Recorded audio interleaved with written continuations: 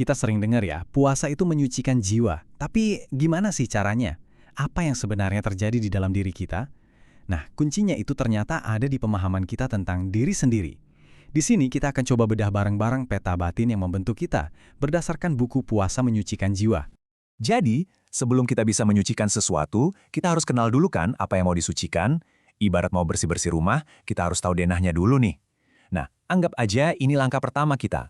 Sebuah perjalanan buat memetakan lapisan-lapisan yang membentuk siapa kita sebenarnya. Memahami konstitusi diri. Ini dia, cetak biru diri kita. Jadi apa sih sebenarnya diri itu? Seringkali kita mikir kita ya satu orang ini aja. Tapi buku ini ngajak kita melihat lebih dalam. Ternyata kita ini adalah sebuah kesatuan yang kompleks banget. Terdiri dari berbagai lapisan yang saling terkait dan mempengaruhi satu sama lain.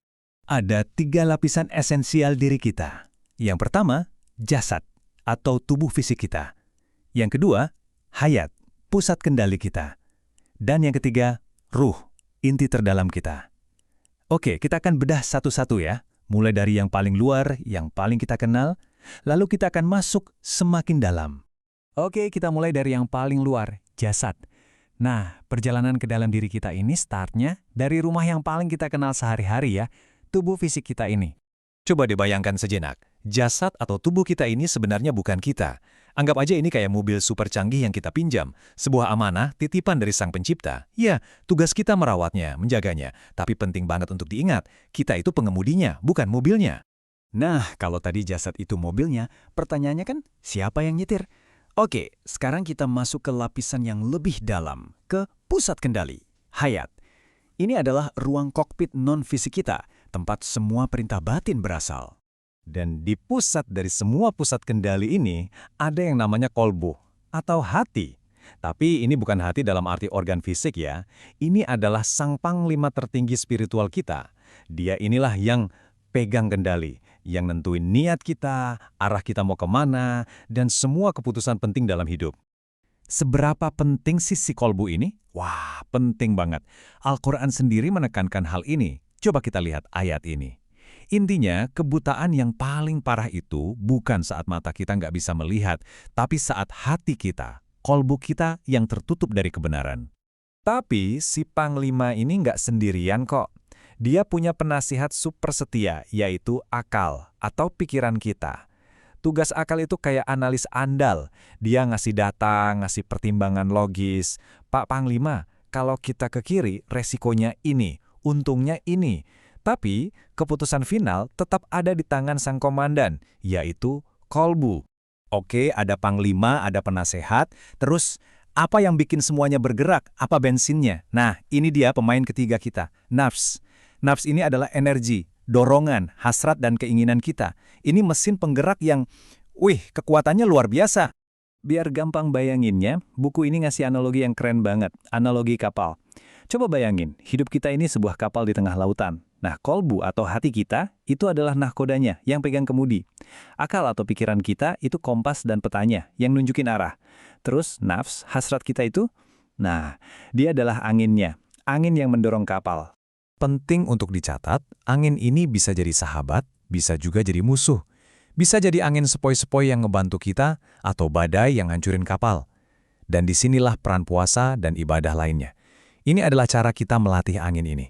Dari yang tadinya liar, kayak nafsul amarah, jadi yang mulai sadar diri, nafsul lawamah, sampai akhirnya jadi angin tenang yang membawa kedamaian, yaitu nafsul mutmainah. Oke, kita udah bahas jasad, lapisan luar. Kita udah bahas hayat, pusat kendali. Sekarang kita sampai di bagian paling inti. Inti dari segala inti. Lapisan yang paling dalam, paling fundamental, dan paling misterius dari diri kita. Ruh.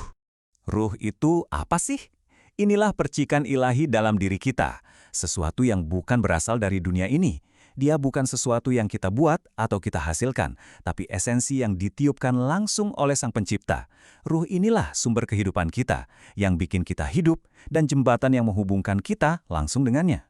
Tapi, sejujurnya, kita nggak akan pernah bisa memahami ruh ini sepenuhnya. Hakikatnya tetaplah sebuah misteri suci. Seperti yang ditekankan di ayat ini, ruh itu urusan Tuhanku. Pengetahuan kita tentangnya cuma setetes di lautan.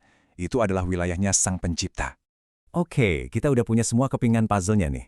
Ada jasad, ada hayat dengan kolbu akal nafsnya, dan ada ruh. Terus, gimana cara semua ini bekerja sama? Gimana mereka jadi satu kesatuan yang utuh? Nah, untuk menyatukan semuanya, ada satu lagi analogi modern yang pas banget. Komputer. Coba bayangkan ya, jasad atau tubuh kita itu hardware-nya, perangkat kerasnya. Akal kita itu CPU-nya, prosesornya yang mikir dan ngolah data. Nafs kita itu operating system-nya yang ngejalanin semua program, emosi, dan hasrat. Nah, yang paling penting, ruh itu apa? Ruh adalah power supply-nya, listriknya. Tanpa ruh sebagus apapun komputernya, nggak akan nyala.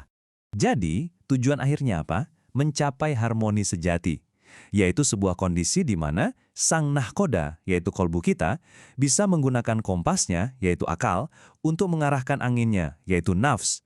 Dan semua itu ditenagai oleh hubungan ilahi kita melalui roh. Nah, saat semua ini selaras, itulah esensi dari penyucian jiwa. Nah, itu dia peta singkat tentang diri kita.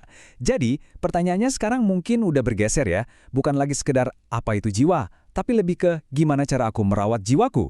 Dengan peta ini di tangan, coba renungkan sejenak. Kira-kira apa langkah pertama yang akan Anda ambil dalam perjalanan ke dalam diri Anda?